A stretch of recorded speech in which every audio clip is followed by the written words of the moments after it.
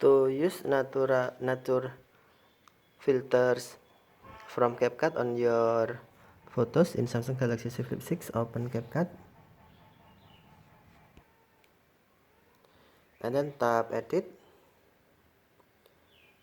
tap photo editor, and then select photo you want for assemble this photo, and then select add.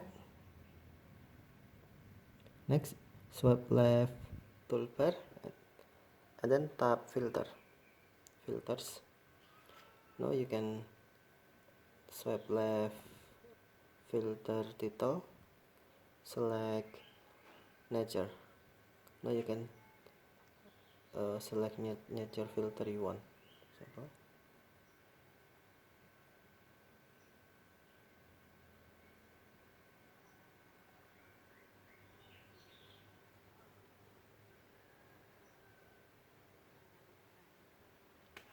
And then tap check to save, tap export to save on your gallery, and then tap done if finished. Now you can see your photos in your gallery.